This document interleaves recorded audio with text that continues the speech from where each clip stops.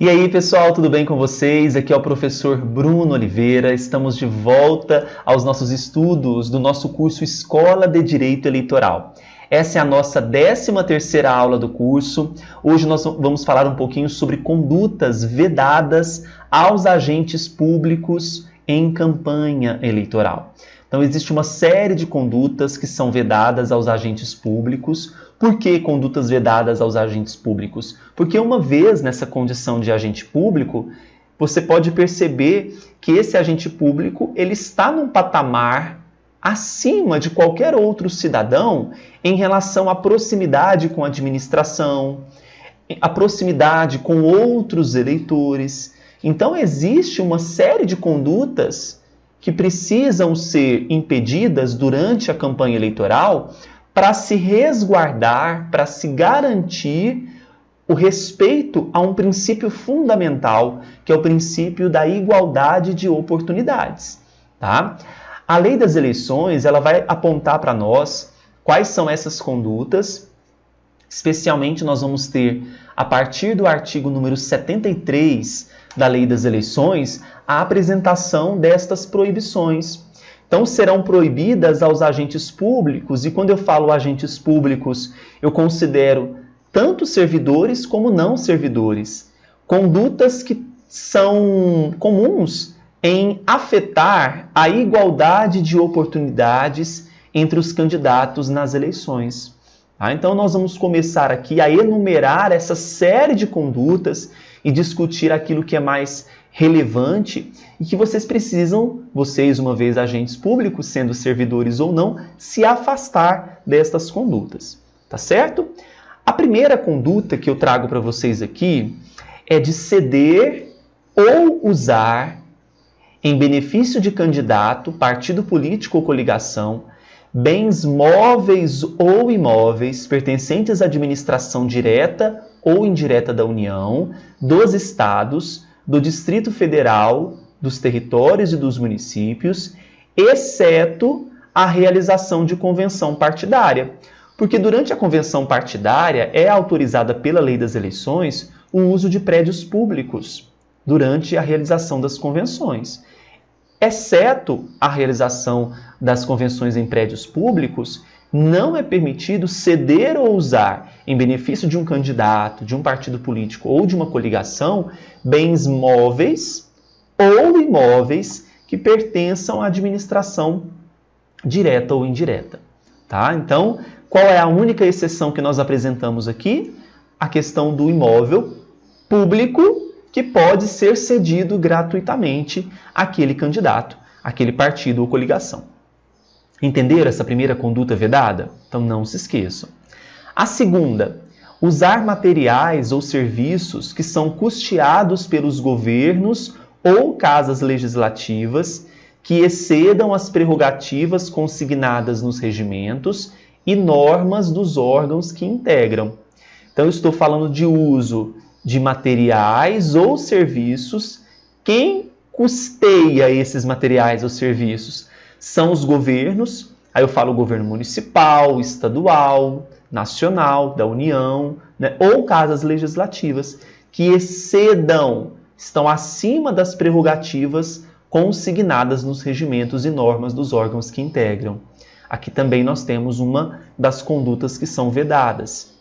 Ceder servidor público, essa aqui é interessante, ou empregado da administração direta ou indireta, seja ela federal, estadual ou municipal do Poder Executivo, ou usar dos seus serviços para comitês de campanha eleitoral de candidato, partido político ou coligação, durante o horário de expediente normal, exceto se o servidor ou empregado estiver licenciado.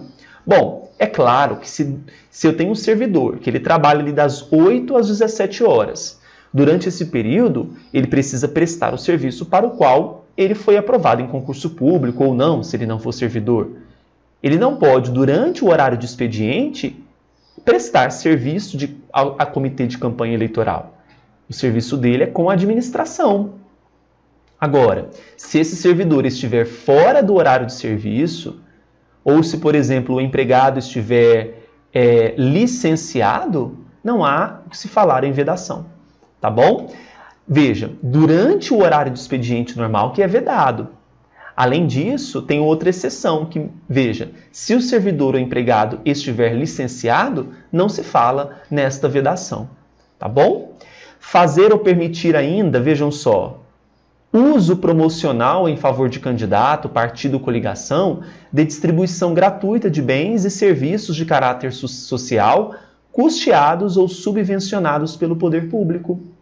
Então perceba que aqui nós estamos diante de fazer, ou seja, o próprio servidor ele faz ou ele permite que se faça uso promocional de distribuição gratuita de bens e serviços de caráter social, custeados ou subvencionados pela administração, pelo poder público, como se fosse por um determinado candidato. Essa conduta ela é totalmente vedada. A próxima conduta vedada é relacionada à nomeação, à contratação. Vejam, nomear, contratar ou de qualquer forma admitir, demitir sem justa causa, suprimir ou readaptar vantagens ou por outros meios dificultar ou impedir o exercício funcional e ainda ex officio, remover, transferir ou exonerar servidor público na circunscrição do pleito nos 3 meses que o antecedem e até a posse dos eleitos, sob pena de nulidade de pleno direito. Veja que, diferente das demais condutas, nós temos um período em que essas condutas são vedadas. Nos 3 meses antes do pleito, até a posse dos eleitos. Mas eu estou falando de nomeação, de contratação, de admissão, de qualquer forma, na circunscrição das eleições.